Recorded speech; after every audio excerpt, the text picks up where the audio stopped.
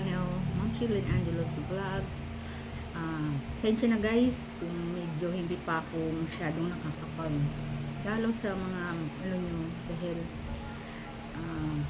feeling ko madali napapansin ko lang madaling mapagod yung aking mata sa pag-engage sa inyo kasi hindi pa talaga ako magaling, but nakapag-video ako ngayon lang ng long video para kasi sobrang tagal na, 2 weeks na, kaya bibilisan ko lang yung pag-video, i-update ko lang kayo sa nangyari sa akin.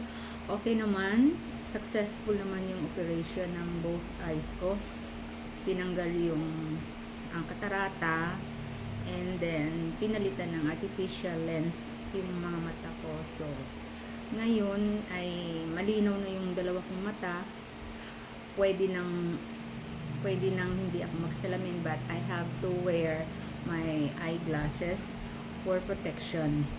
Although wala siyang grado, wala tong grado guys, ano to, pang protection lang. Pag sa bahay ganitong sinusuot ko, pag lumalabas ako, yung isa naman yung sinusuot ko talaga para protection sa dust.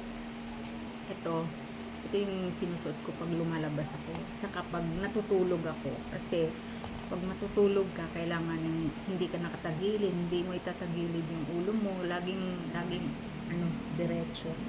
Kaya mayroong dalawang unan dito sa pagitan ng ng ulo ko para hindi ako gumanon o gano'n.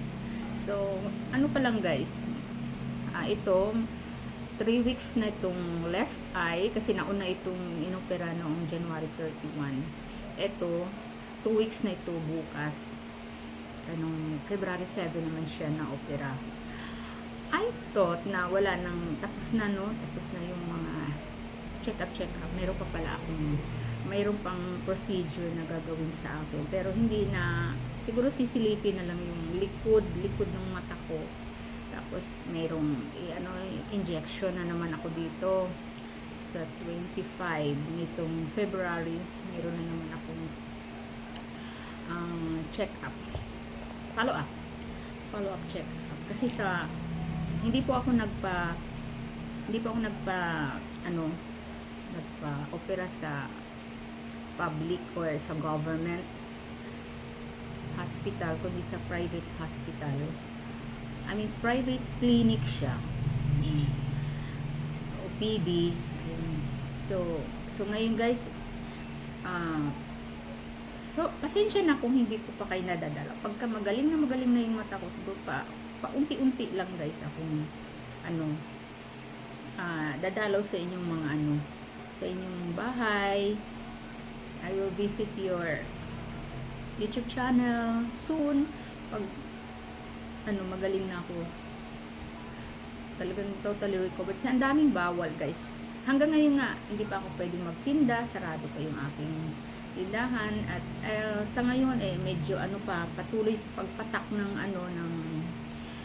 gamot sa mata ko hanggang for 2 weeks yata. Ito tapos ko nang napatakan to, naka 2 weeks na ako mahigit nagpatak nito. Ito uubusin ko na lang yung gamot dun sa mayroong pampatak sa akin ng antibacterial at yung isa infection. Medyo masakit pa ang konti pag nahawakan mo yung mata ko, kaya bawal maligo, bawal basain pa yung mata.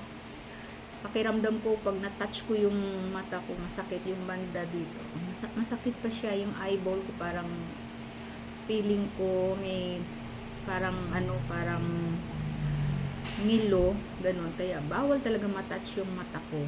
So ang ginagawa ko, pinupunasan ko lang yung mukha ko dito, ganyan. Bawal talaga, pero bawal basain ng mata nga, kaya ako pag naliligo diskarte na lang para hindi mabasa yung mata, yung buhok lang babasain mo, okay naman. Ganun lang. Tapos kailangan shower. Ang ginagamit ko ay shower, hindi tabo.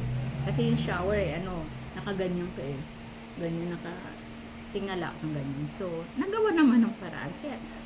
Kaya medyo masakit pa pag tumingin sa gilid, parang medyo hindi ako mapalagay, para ba siyang may nababanat na ugat, parang gano'n, feeling ko lang ha, may nababanat na ugat, medyo masakit pa siyang gamitin ng yung tumingin sa gilid.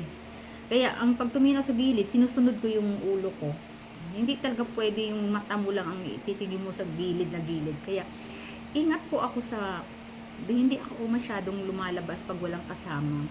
Kasi, syempre, for safety, purposes, lagi akong may kasamang, yung pupunta ako ng, sa check-up, lagi akong may kasama, di pwedeng walang companion. Tapos, kung dyan lang naman, okay lang. Dyan sa tindahan, tapos bawal nga. Ang daming bawal, guys. At ang mahirap palang magpagaling, matagal gumaling pag nagpa-opera ka ng mata. Ayan. Ay sana ay okay, sisilipin, sana okay lahat ang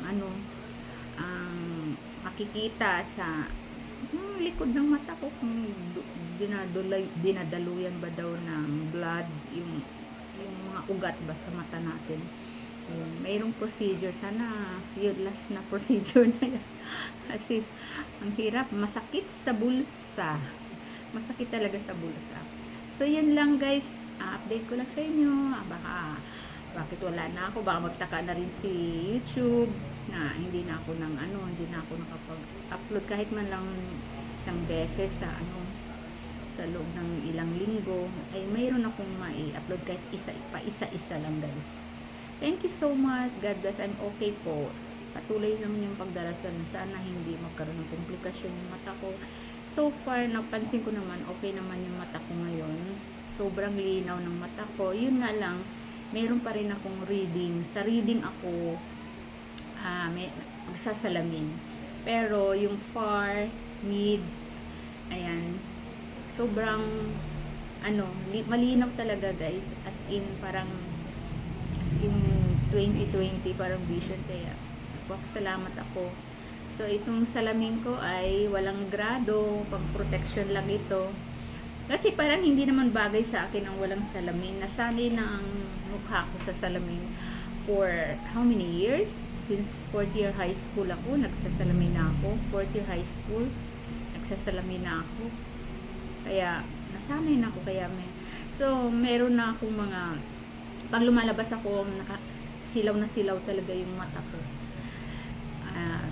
Nag-a-adjust yung mata ko. Okay na siya ngayon. I have my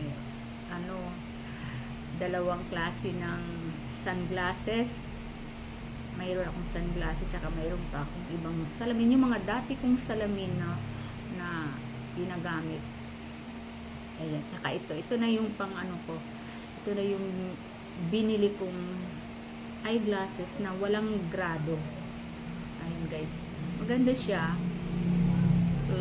Purple, tapos black, black ito, black. Okay na yan. Ayan guys.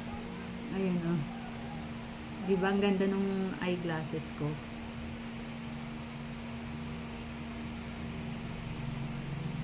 Thank you so much. God bless po. Bye bye.